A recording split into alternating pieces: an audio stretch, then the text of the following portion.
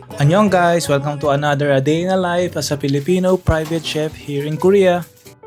So bali ito nga pala yung mga ginawa ko today.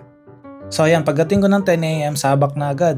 Bali gumagawa nga pala ako dito ng tortilla. And as usual, kung gusto nyo ng recipe nito, punta lang kayo sa YouTube channel ko. Bali marami-rami na itong ginagawa ko para isang gawaan na lang. At ito na rin ang lunch ng amo ko for today. As usual, mag-isa lang ulit siya.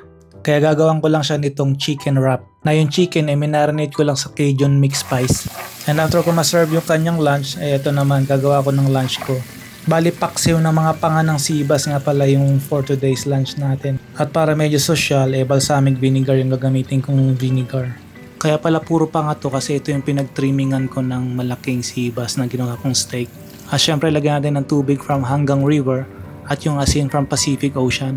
At lagyan ko na rin ng talong na medyo nabubulok na. Yan, perfect. Ang sarap. Ang sarap ng paksiw na to guys kasi medyo may konting tamis yung balsamic and medyo may umami flavor. And ayan, after lunch 2 PM na kaya tuloy na naman ang gawa. As I mentioned on my previous vlog, meron akong pinaghahandaang maraming events kaya gumagawa ako ng maraming ganito. So as a private chef, kailangan mabilis ka talagang kumilos. At kailangan well-planned yung mga gagawin mo everyday. Kasi kung babagal-bagal ka at hindi ka organize, hindi ka matatapos. So yung pagluto ko ng mga pagkain ng amo ko, saibit lang yung mga yan at hindi naman talaga yan lang yung trabaho ko.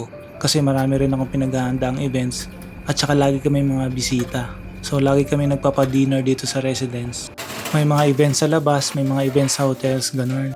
Kaya yung work ko hindi lang din typical na private chef na nagluluto lang para sa family. At ito na nga 4 PM na kaya magde-dinner na sila. For 2 person lang naman yung hinahandaan ko. At ito yung dinner nila today. Bali chicken leg to or chicken thigh. Dinibone ko lang tapos nilagyan ko lang ng smoked cheese at saka ng spinach na may cheese din. Tapos tinali ko lang siya ng pagganito.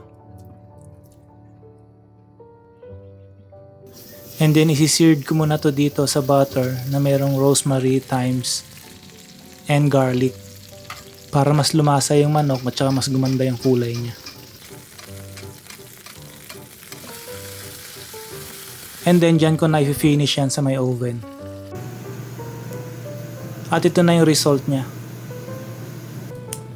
Tanggalin ko lang yung tali and diretso ko na ipi-plating to.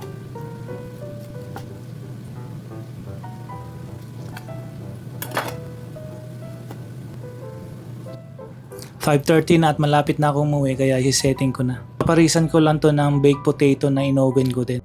Tapos para sa sauce naman itong mushroom sauce.